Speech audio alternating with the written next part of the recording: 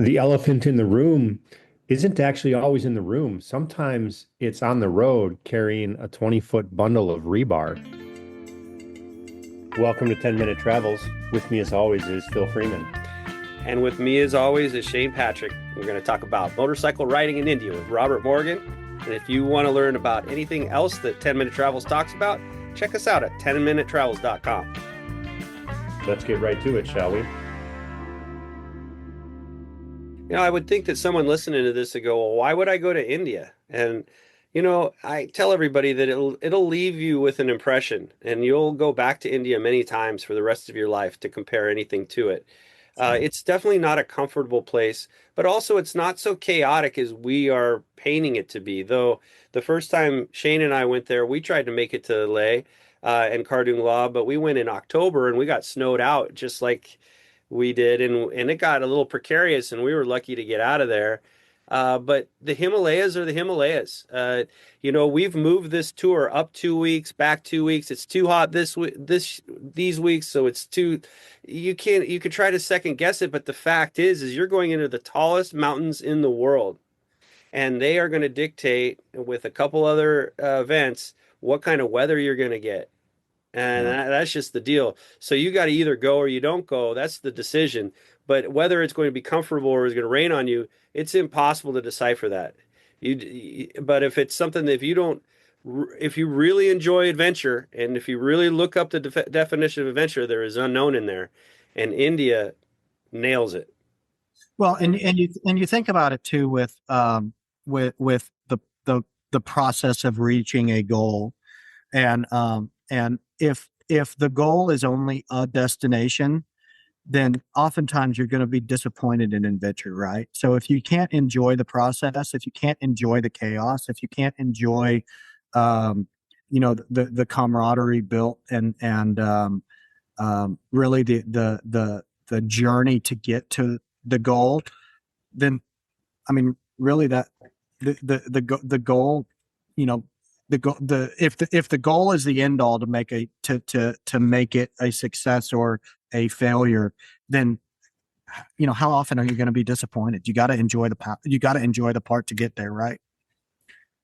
Well, and also, the elephant in the room isn't actually always in the room. Sometimes it's on the road carrying a 20-foot bundle of rebar. Is this an Indian proverb?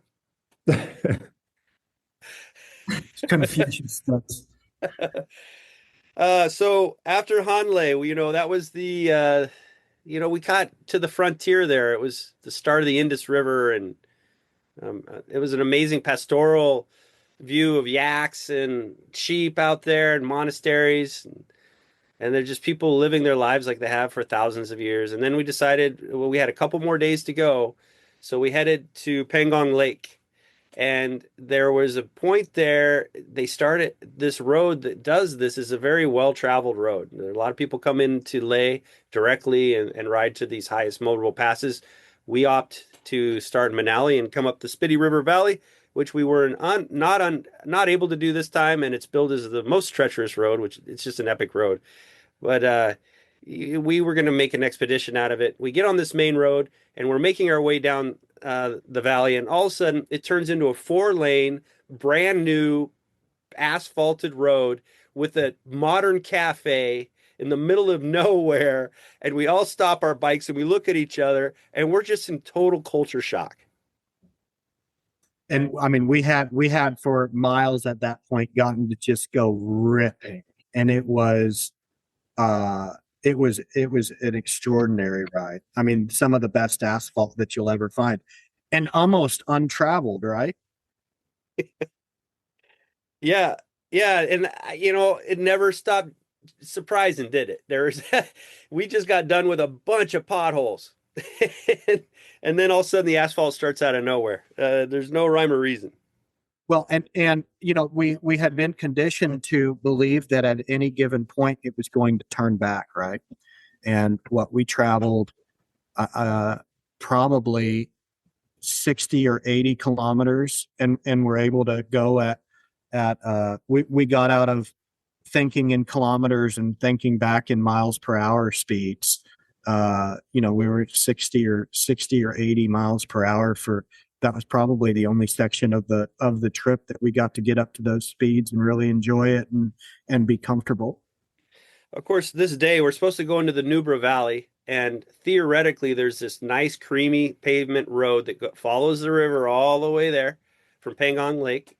Pangong Lake, incidentally, is interesting. It's a salt lake, and it has no outflow, and it straddles the border of China and India, and it's a holy lake, of course. It's crystal clear, but it doesn't have any fish in it. It's salt. It's It's just absolutely interesting. beautiful. Absolutely beautiful, but no redeemable natural, like you can't drink it. Yeah. Because it's so salty, nothing will live there. Uh, Yeah, it's inland sea basically, and it's at 11, 12,000 feet. Really interesting.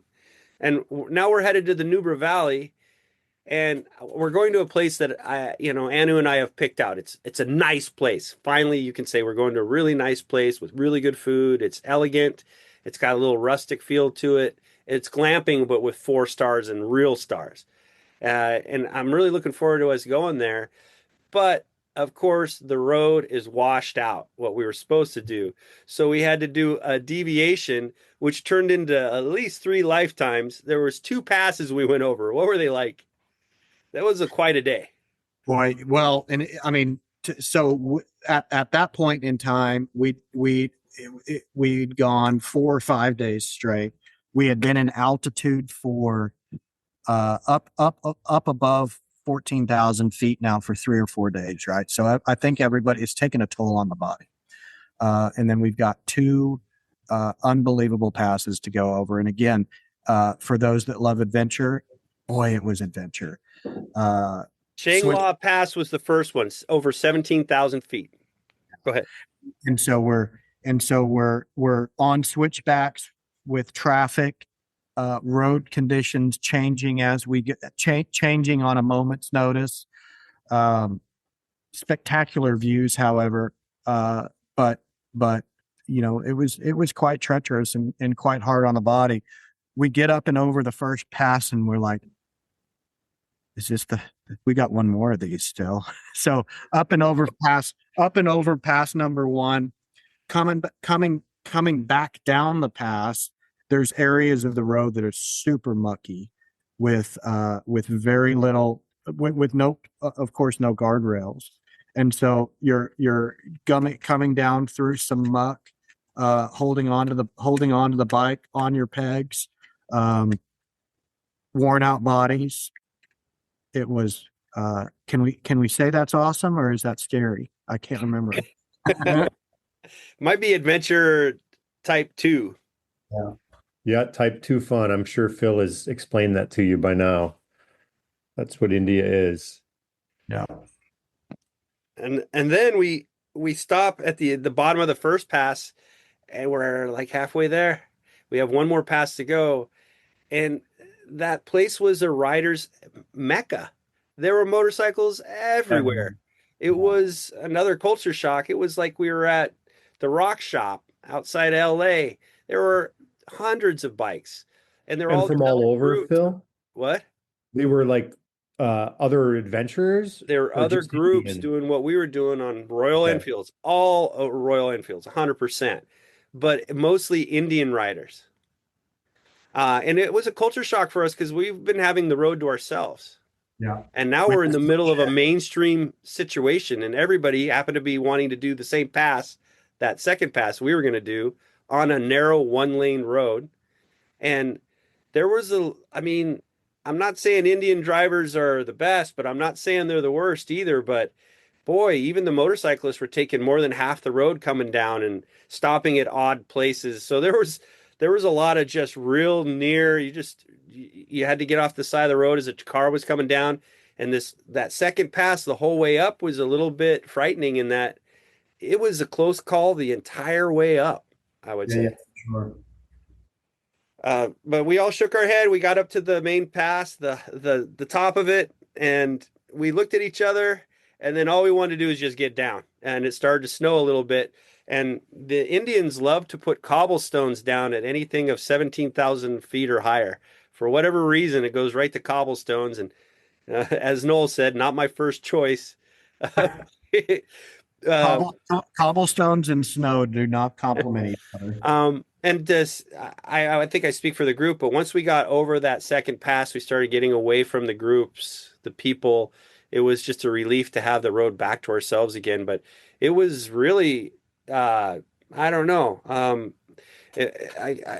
I wasn't expecting to be something that we were doing something so mainstream. There was a lot of people doing the same thing we were doing. That was Robert Morgan talking about riding motorcycles in India. And if you want to learn anything else about 10-minute travels, check out 10minutetravels.com. And we want to remind you to make sure that your sense of humor matches your sense of adventure. And please like, subscribe, and share this podcast on all the platforms.